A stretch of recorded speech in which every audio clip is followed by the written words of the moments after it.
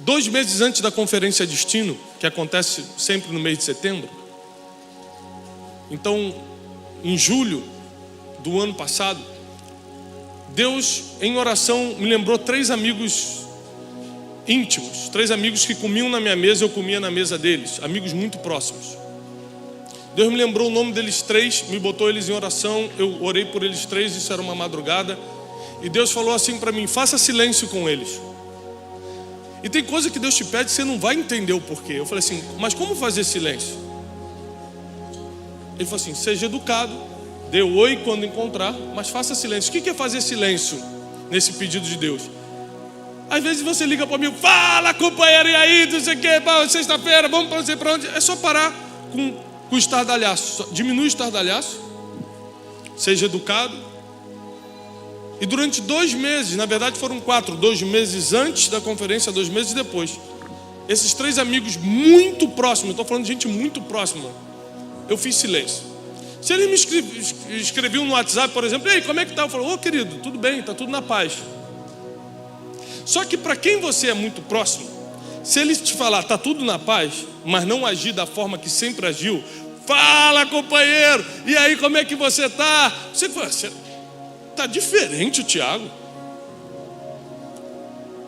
E nesses 3 amigos, com esses 3 amigos eu agi da mesma forma, pastor. Eu simplesmente não parei de falar, ou seja, não é que eu bloqueei ou fingi que não lia. Eu falava oi, boa tarde, oi, não, está tudo na paz. Eu não fazia o estardalhaço. Ah, amigão. Os 3 eram meus amigos por anos, mas os 3 agiram de forma completamente diferente ao meu silêncio. Eu não sabia o porquê Deus me pediu aquilo. Eu só vim descobrir depois. Mas eu quero te dizer a reação dos 3. O primeiro ficou atordoado e começou a perguntar para todo mundo que era amigo em comum se eu estava falando com eles. Então eu falei assim: o Tiago não está me respondendo direito. Então ele chegava no amigo comum e falava assim: Maurício, o Tiago está falando contigo? Ô Maurício, cara, tá, normal. Eu falei: o Tiago não está falando comigo, está falando com o Maurício. Ali é no outro: o Tiago está bem contigo? Eu falei assim: tá, mandou um áudio ontem, tá tudo bem. Então, em nenhum momento esse primeiro amigo, isso é uma história verdadeira, aconteceu comigo ano passado, esse primeiro amigo em nenhum momento me ligou. Ele, apesar de ser amigo íntimo, de comer na minha mesa, eu como na mesa dele, somos amigos de muito tempo, passamos por muita coisa junto. Ele, sentindo que eu estava diferente, ele não ligou para mim. Sentindo o meu silêncio, ele não ligou e falou: cara, tá tudo bem entre a gente? Como o ser humano tem dificuldade de perguntar se as coisas estão bem? A gente prefere fazer outras coisas do que simplesmente ir direto no ponto e resolver. Como a gente é feridinho.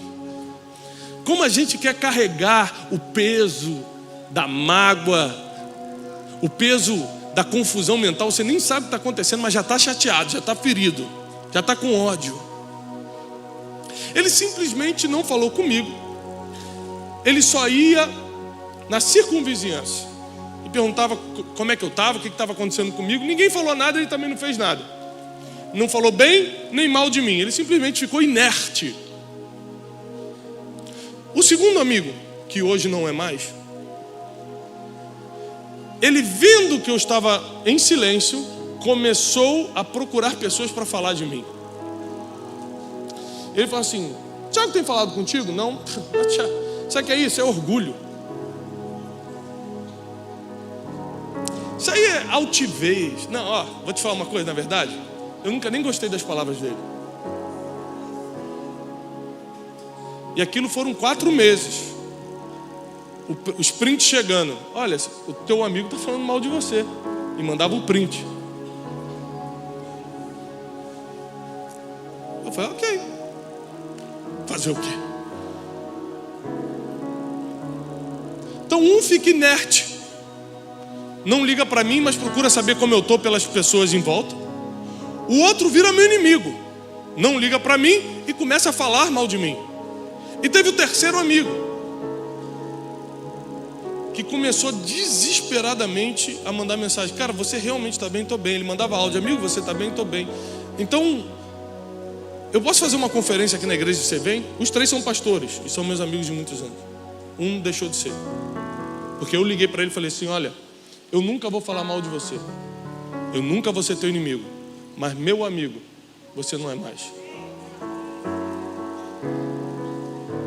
Porque o silêncio revela muita coisa. O terceiro amigo começou a me ligar e falou assim: cara, por favor, vamos jantar junto? Eu falei: eu não posso, eu estou cheio de coisa para fazer, a conferência está aí. Então prega aqui na igreja. Eu falei: olha, não dá agora, depois da conferência. Então vamos orar junto agora? Vamos, ora aí. Eu começava a orar: Senhor, abençoa o Tiago e tal.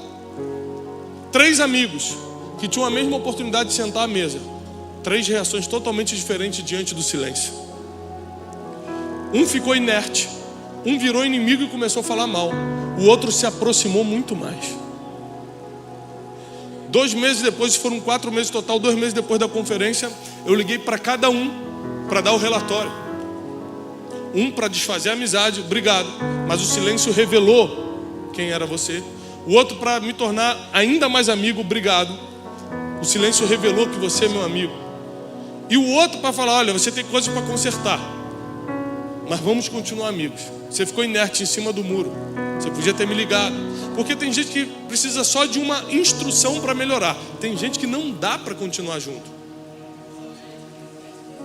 Você precisa aprender isso. E eu falei assim: Deus, eu perdi um amigo por causa desse silêncio. E Deus falou: não, ele nunca foi teu amigo.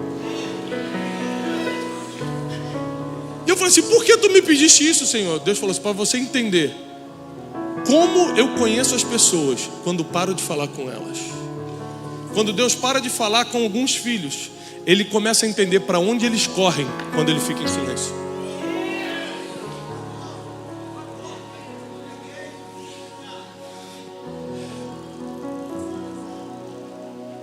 Uma vez Janine ficou uma semana falando mais ou menos comigo. Janine, fica em pé, meu amor, está grávida do nosso 4º filho.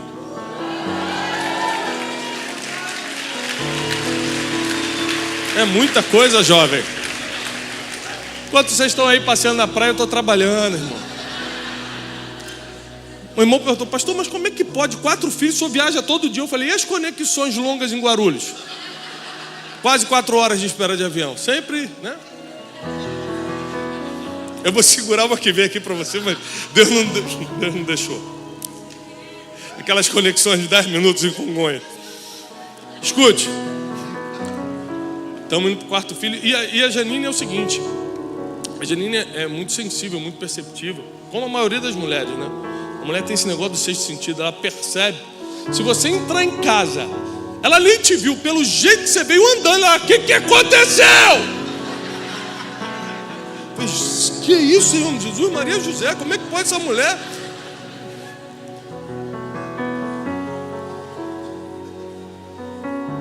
Mas o contrário também acontece. Às vezes você está cansado, alguma coisa está acontecendo, mas involuntariamente, por uma semana, eu falava normal, claro. Não tem como marido e mulher deixar de se falar. Se você já deixou de falar com seu marido ou com a sua mulher, você precisa saber que não é normal. Você está precisando de ajuda, né? Mas sabe quando aquela semana você não está... Você está em silêncio. Quem está entendendo o que eu estou falando? Marido e mulher, você está em silêncio. Não é a mesma coisa. Ela talvez não tenha percebido, mas ela começou a fazer coisas que antes ela não fazia. Ela falou assim: eu vou cozinhar hoje. Dispensou a menina cozinhando, deixa que hoje eu cozinho para o Tiago. Ela começou a agir durante a semana para tentar entender por que eu estava em silêncio. Porque a primeira coisa que o silêncio mexe com o ser humano é na autoanálise. Por que isso está acontecendo? Porque o pastor Felipe é a 2ª vez que ele não responde meu WhatsApp. O que eu fiz? Aí você começa a pensar toda a tua vida. Quando eu tinha 3 aninhos, eu subi no negócio. Então, o silêncio faz você se autoanalisar. Anote isso, por favor. Então, quando alguém te dá um gelo, não necessariamente ele está se vingando. Às vezes ele só está fazendo você se autoanalisar. Não necessariamente ele está te desprezando. Às vezes ele está fazendo você encontrar a verdade em si mesmo. Porque você está ali: por que isso está acontecendo? Aí passa o tempo e você: lembrei. Eu prometi que ia pagar dia 20 e não paguei. Que quem está devendo sempre esquece, mas quem está esperando pagamento não esquece. Você começa a lembrar de coisas que você pode ter feito e estejam gerando aquele silêncio. Quando Deus para e não te responde, quando Deus para de falar por um tempo, quando Deus fica em silêncio, provavelmente a primeira coisa que Ele está provocando em você é a autoanálise. O que eu fiz? O que eu estou fazendo? Que tipo de vida eu estou levando para o meu pai não estar falando comigo essa semana? O pastor Felipe tocou num versículo que eu ia falar, eu não vou ler ele todo por questão de tempo, mas João 11:42, que diz assim: Jesus levantou os olhos para o céu e disse: Pai, graças te dou, porque sempre me... Deus ouve sempre, mas nem sempre responde. Te ouvir, Ele está ouvindo sempre, mas te ouvir não quer dizer que Ele vai responder. Igual você mandar mensagem no WhatsApp para alguém, aparece o tique azul de visualizar, mas quem disse que a pessoa vai te responder? É o que dá mais raiva. É quando você sabe que visualizou e não respondeu. Tá bandido, né? Viu a mensagem. De vez em quando eu ligo para pedir dinheiro emprestado para o pastor Felipe, ele visualiza, passa 3 horas, ele manda a mãozinha assim: estou na reunião de oração, não posso falar. Aí eu ligo para o pastor da oração: pastor, está orando mesmo? Eu falo: não, Felipe, está em casa. Aí eu começo a ligar: Felipe, me atende. Ele: não, rapaz, estou em jejum, estou na consagração. Até no monte ele sobe para não atender. Estou brincando. Nunca pedi dinheiro emprestado para ele. Sempre pedir dado, ele dá. Se você está precisando, procure o pastor Felipe no final. Escute isso. Primeira coisa, o silêncio vai gerar uma autorreflexão. Fala comigo, autorreflexão. Tem gente que não para se autopensar, autorrefletir, se Deus não ficar em silêncio um tempo.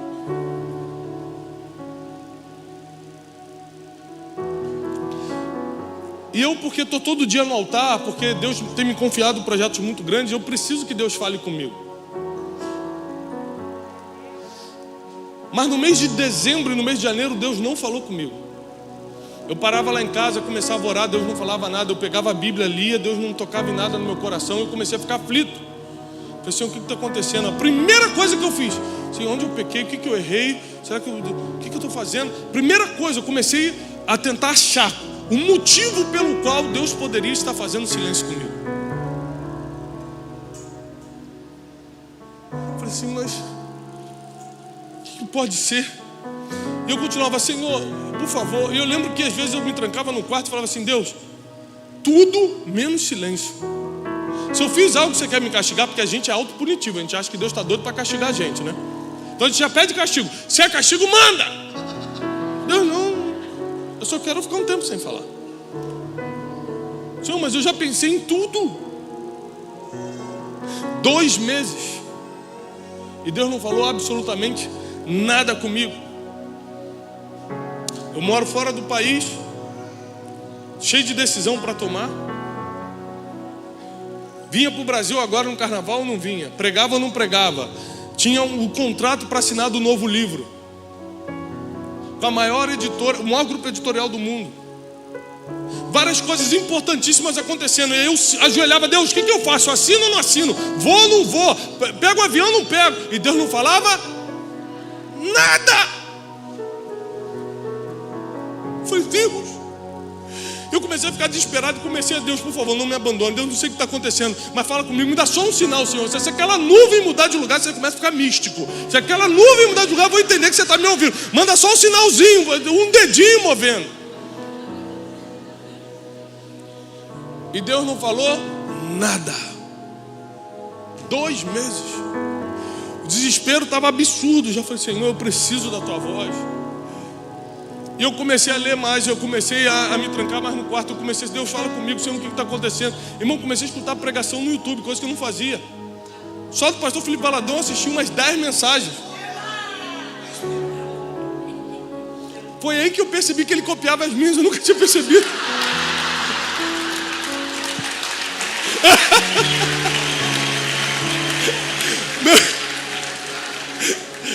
Tô brincando. É brincadeira, pessoal. E aí eu comecei, falei: será que eu não estou escutando Aí, gente, você começa a fazer de tudo. Você não sabe onde está errando. Você fala, vou ampliar o leque, vou assistir outras pessoas. Comecei a dar esmola na rua. Nunca tinha dado esmola na rua. Vi um menino e falei, gente, pelo amor de Deus, toma aqui. Deus te abençoe, dá um abraço. Dava abraço, eu não sabia o que estava acontecendo. Mas eu queria que Deus voltasse a falar comigo. 2 meses depois, eu estou sentado num lago que tem atrás de casa. Um lago público, não é meu. Só para deixar claro para o irmão falar, lago em casa. Eu conheço como é que é. Esse aqui espalha rapidinho a notícia. Sentei ali num banquinho público, banco público que tem. E comecei a agradecer a Deus pela criação. Eu falei, olha só, tem gente que não pode enxergar e eu estou vendo esse lago. Tem gente que agora está com os aparelhos no hospital e eu estou respirando esse ar. E comecei a agradecer a Deus. Enquanto eu estava agradecendo a Deus, comecei a orar por um monte de gente. Comecei a orar, Senhor, abençoa o fulano, Deus abençoa o ciclano. E assim como o Jó, enquanto orava pelos seus amigos, Deus falou com ele, Deus começou a falar comigo. É isso, é aquilo. Eu falei, meu Deus, de pegar um papel. E comecei a anotar tudo que Deus estava falando. E no meio eu falei, antes de continuar, por que você parou de falar comigo?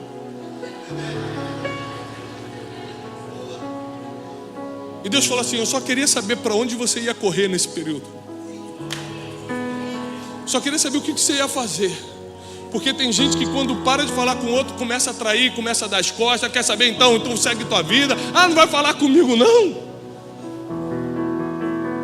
Tem gente que murmura, tem gente que amaldiçoa, tem gente que blasfema. Mas você se aproximou.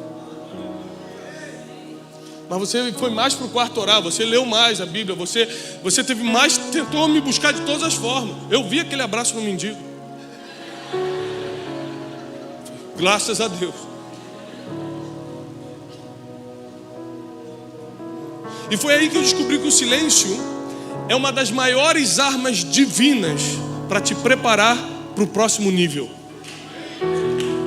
O silêncio de Deus não é um castigo, é uma preparação para a próxima fase. Jesus estava na cruz. No pior momento da vida dele, com cravos nas mãos e nos pés. Ele tinha obedecido em tudo. Ele fez tudo certo. No momento que ele mais precisou, que ele gritou, Eli, Eli, lama sabachthani, Senhor, Senhor, por que você me desamparou? Eu fiz tudo certo. Eu resisti à tentação de 40 dias no deserto. Eu treinei aqueles 12 homens. Tudo que você me pediu, eu fiz. Eu fui fiel até a cruz. Eu estou na cruz. Cadê você? Porque eu não escuto a sua voz. E Jesus morreu sem escutar a voz de Deus. Jesus na cruz, falando em aramaico, por que você está me desamparando? Na língua que eles se entendiam, por que você está fazendo isso? Deus ainda assim não se comoveu. Falou, calma filho, vai tudo melhorar. Não falou nada, ficou em silêncio.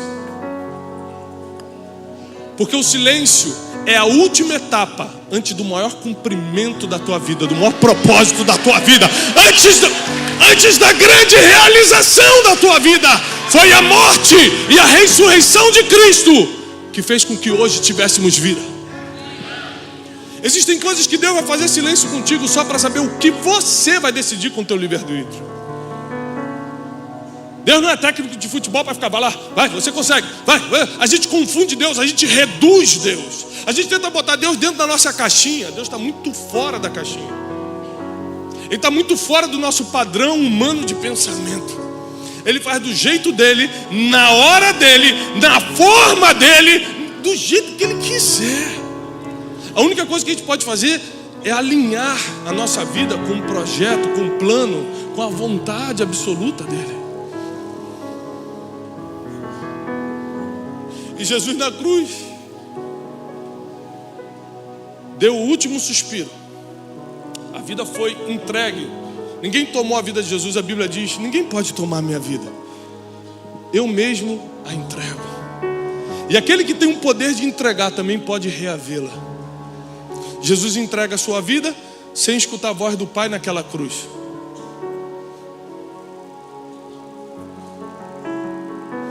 E ele vai cumprir o seu maior propósito, morrer e ressuscitar pela humanidade, por cada um de vocês. Mas na pior fase, Ele fez isso sem tapinha nas costas, sem vai que eu estou contigo, você aguenta meu filho, calma só mais um pouquinho. Foi no silêncio. Foi para ver para onde ele ia correr. Foi para ver quem estava dependência, quem estava esperança. Tem gente que, se Deus ficar sem te dar um sinal, um mês você já quer saber: eu vou mudar de emprego, eu vou mudar de igreja. Aí você fica igual um peru tonto, de um lado para o outro, não sabe para onde vai, porque não tem direção, não sabe quem é, não tem propósito, e pior, não confia no Deus que você serve aqui aos domingos.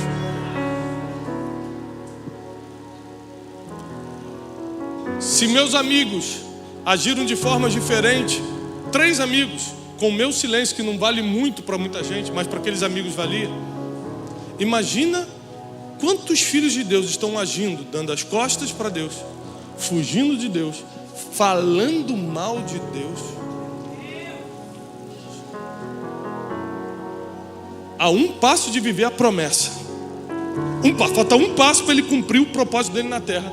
Ele começa a falar mal de Deus, porque Deus fez o silêncio necessário para saber quem é Ele, para revelar quem é essa pessoa.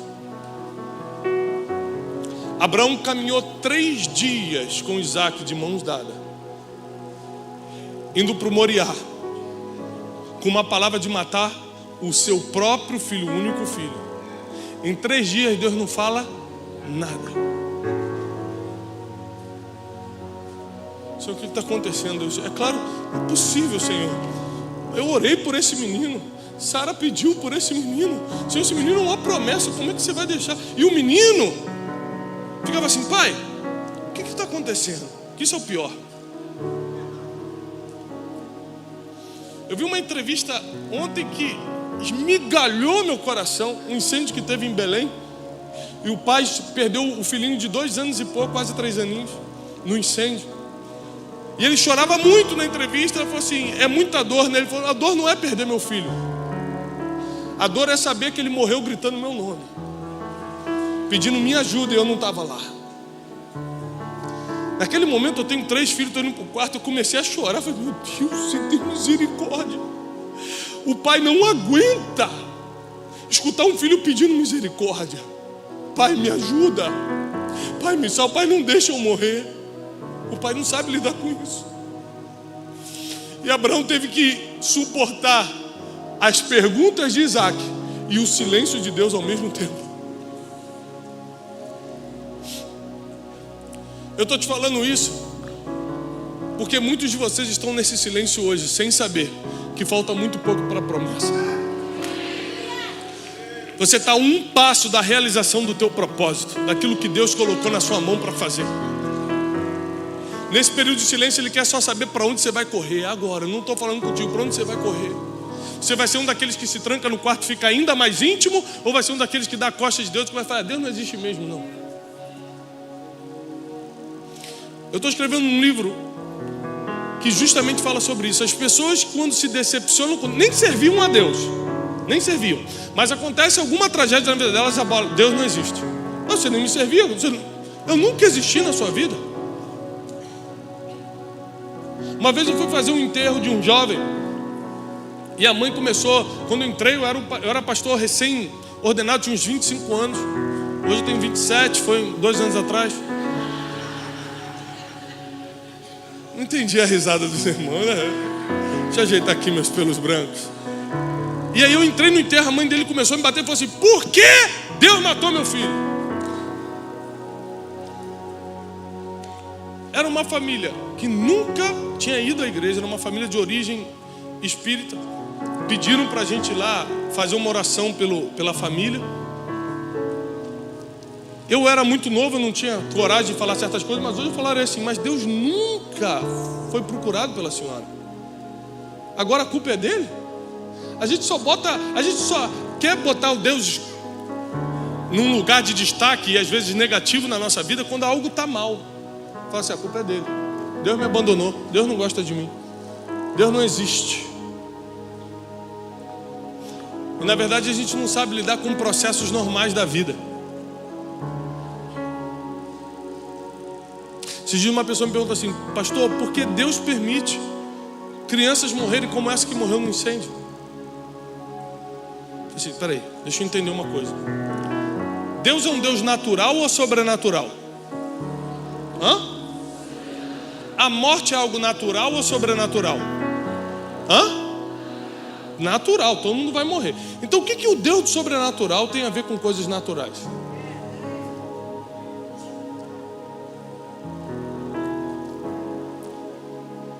Existem coisas que simplesmente são naturais da vida. Um senhor de 90 anos pode morrer, uma criança também pode morrer. Todo mundo aqui está debaixo do mesmo risco. A Bíblia diz que sol nasce sobre justos e injustos. A chuva também cai sobre os justos e injustos. Então a gente questiona Deus por coisas que a gente mesmo não entende. A gente nunca buscou conhecer a Deus, mas quer questioná-lo. Agora, para você que está passando por um silêncio de Deus, eu tenho uma boa notícia para você. Quem não conhece a Deus, questiona a sua existência. Quem conhece a Deus, questiona o porquê Ele está calado. Isso é muito profundo. Quando você vê uma pessoa questionando a existência de Deus, é que ela não tem a mínima ideia de quem é Deus.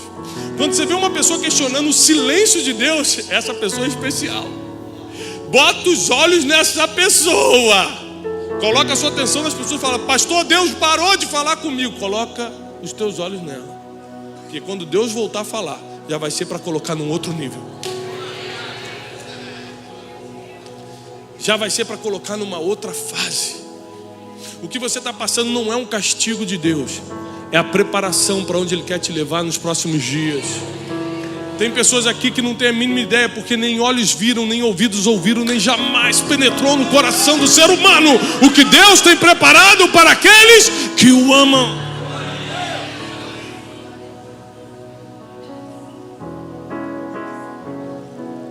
Aquela música que foi cantada aqui da Cassiane que fala: quando ele fica em silêncio é porque ele está trabalhando. É uma verdade. Em silêncio você fica mais concentrado. Você já viu o ourives trabalhando uma joia? Não dá para ficar batendo papo e trabalhando nos detalhes. O silêncio quer dizer que ele está nos detalhes. O silêncio quer dizer que ele está preparando os detalhes.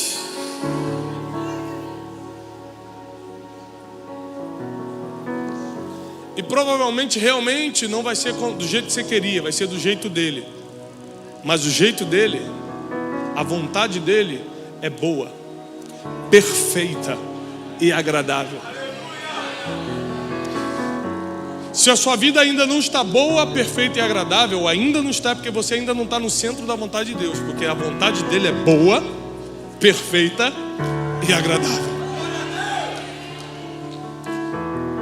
Perfeito não é ter o que o outro tem. Perfeito é estar contente com o que ele te deu.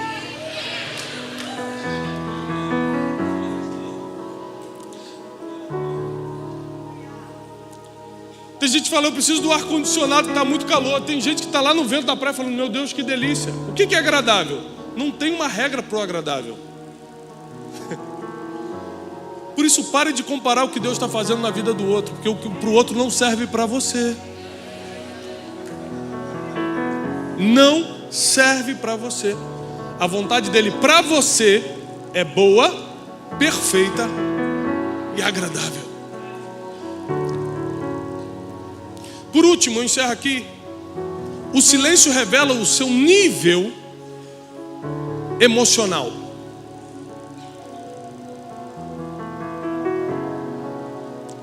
O seu nível de realização, a forma como você lida com as próprias emoções. E quanto menos você estiver trabalhando no teu propósito, quanto mais longe você estiver do teu propósito, mais com raiva você vai ficar quando Deus fizer silêncio. Forte. Amém. Obrigado, irmão. Eu me sinto bem-vindo. Só segura aí. Obrigado. Um jogou ali para emocionar. É quando você passa da hora da pregação, eles começam, jogam informação ali, bem-vindo, amém, obrigado por terem vindo, todos vocês. E o pregador não se toca e continua. piano já está ali, já vai aumentando. Daqui a pouco ele puxa na voz. Senhor, me dá 5 minutos, eu prometo. Alguém que me dá só mais 5 minutos? Só mais 5? 5. Quem me dá 5 minutos, levanta a mão. 5, 10, 15, 20, 25, 35, 3 horas. É vigília!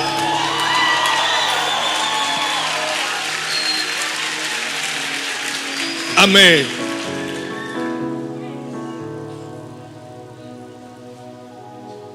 Eu fui procurar esse amigo que se aproximou ao invés de afastar no silêncio.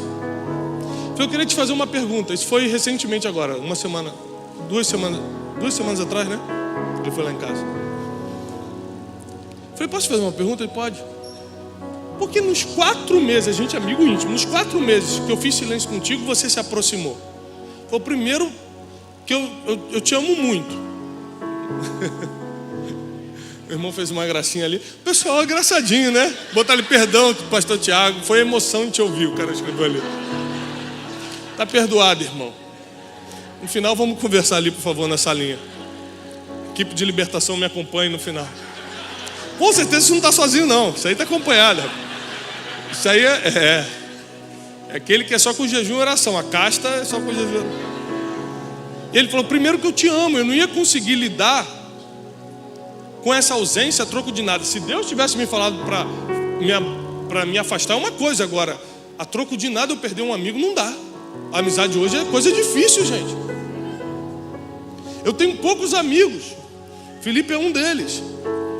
Então, eu fico pensando como era aquela geração de pastores que um competia com o outro, ou não gostava do outro, ou não falava com o outro, ou ficava com medo de revelar o seu ponto fraco que o outro podia expor, porque na minha geração a gente se liga para chorar junto, para falar, cara, ora por mim que hoje eu estou mal. Na minha geração, um tenta apoiar o outro, a gente se liga, são poucos, não são muitos, mas sem amigo não dá para viver bem. Precisa de gente para estar orando pela gente para estar conversando, gente para estar no dia ruim, falou, cara, hoje eu estou mal. Recentemente eu orei por um dos nossos amigos em comum e falou, cara, eu estou mal, eu tenho que pegar um avião agora, eu acho que é ataque de pânico, porque eu estou aqui todo tremendo, me deu uma sensação de morte. Eu orei por ele, fui conversando com ele até ele entrar no avião, cheio de coisa para fazer, irmão, carregando as coisas. Meu irmão, olha, Deus vai te abençoar, entra nesse avião, não fica com medo não. O que a gente faz sem amigo? Não dá para perder uma amizade no mundo de hoje. Então ele falou para mim, olha, eu não ia perder sua amizade, mas segundo, eu entendi que Deus estava me dando um crescimento muito grande na minha igreja.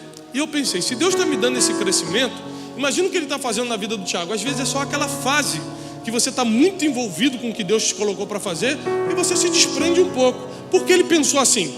Porque ele estava crescendo. Quem me deu as costas e começou a falar mal era o que não cresceu. Aí ele tem tempo para fantasiar. É por isso que a gente tem que perdoar os mais fracos, diz a palavra. Porque quem está trabalhando para o reino tem resultado. E o resultado dele faz... Ele entendeu o que está acontecendo com você. Ele consegue se colocar no teu lugar, empatia.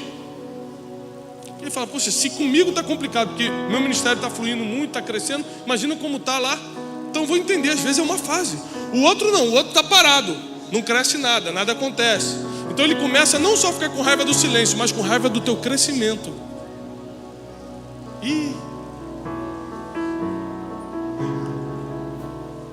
E é aqui no silêncio que você revela o nível da tua inteligência emocional, o nível das tuas emoções. Quando a Bíblia usa a palavra coração como sede das emoções, são mais de 928 vezes que a Bíblia menciona a palavra coração como sede das emoções. Está tratando de mente hoje, a gente sabe que é mente, que o músculo, o coração não tem sentimento algum. A Bíblia está falando justamente da tua vida emocional, da tua inteligência emocional. A Bíblia fala, por exemplo, sobre todas as coisas que se deve guardar, guarda o teu... Não está falando do músculo do coração, ou seja, não é para você tomar ômega 3 para ficar com o coração bom. Está falando das tuas emoções. Sobre todas as coisas que você deve guardar, guarda as tuas emoções. E quando você revela o nível da tua vida emocional, quando alguém faz silêncio, você pode interpretar como desprezo, ou você pode interpretar como ele está trabalhando muito.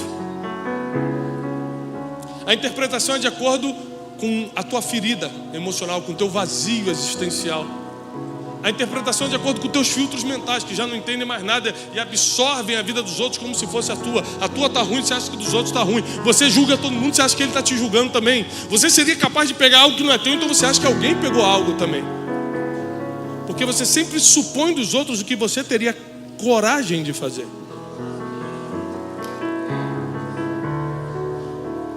O silêncio então te leva à autorreflexão. O silêncio revela para onde você vai correr. E o silêncio revela o nível da tua inteligência emocional. Por isso eu reforço, o silêncio de Deus não é um castigo, é um teste para o próximo nível. Às vezes o silêncio de Deus vai fazer com que você mude a roda de amigos, porque a roda que você está foi legal até aqui. Para o próximo nível tem que ser outro tipo de amigo. Às vezes o silêncio de Deus vai fazer você mudar a sua perspectiva de futuro. Você achava que o que você está fazendo estava ótimo, mas o silêncio de Deus revelou que tem mais pela frente. Você precisa se preparar mais, estudar mais, ler mais, andar com pessoas que vão te levar para esse mais de Deus. A Bíblia diz: ande com um sábio e se tornarás sábio. Então tem gente que quer sabedoria e está andando com gente que não sabe nada. Que incoerência. Mas Deus está chamando um povo nessa noite que vai saber lidar com o silêncio das pessoas, porque nem todo mundo que está fazendo silêncio contigo hoje te quer mal. Inclusive você tem que lembrar que elas têm a vida delas para viver também, que você não é o centro da atenção da vida delas.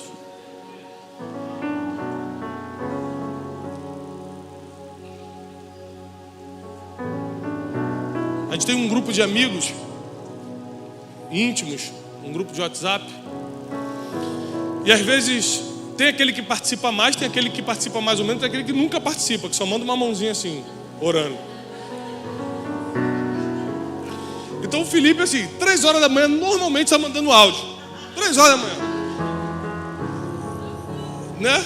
Eu falei, gente, o que está acontecendo com esse homem? 7 horas ele manda o primeiro. Eu falei, gente, dormiu 4 horas só. Mandou um de 3, mandou um de 7. Então, se o Felipe, por exemplo, ficar um dia sem falar, tem algo de errado, você tem que ir nele. O que está acontecendo? Tem gente que fala menos, e você já sabe que é normal ele ficar 2 dias sem falar, 3 dias sem falar no grupo. Mas nós também temos que supor que se um dia o Felipe, que adora falar, não falar no grupo, não quer dizer que ele está mal comigo ou com alguém do grupo. Pode ser que ele esteja muito envolvido na obra aqui da igreja. Então não crie fantasias por causa das tuas doenças emocionais. Não fantasie coisas, não ganhe inimigos que não existem. Tem gente que está cheio de inimigos que nenhum é real, nenhum. Ela conseguiu inventar todos. Aquela irmã ali não gosta de mim, ó, como é que me olha, ó. Aí o cara fala, mas ela não está nem te olhando. Fala, tá, você não viu aquele olhar de cobra que ela tem? Estão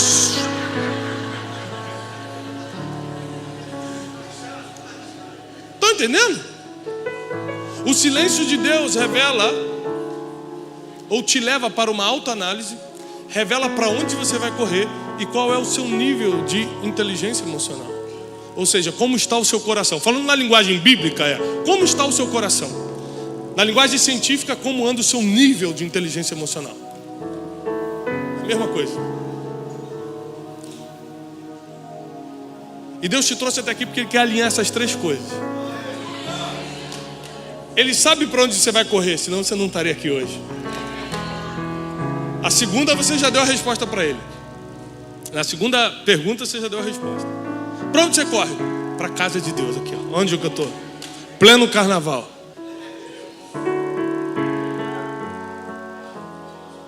Enquanto nós estávamos ministrando a palavra, muitos já estavam se autoanalisando. Deus, é verdade.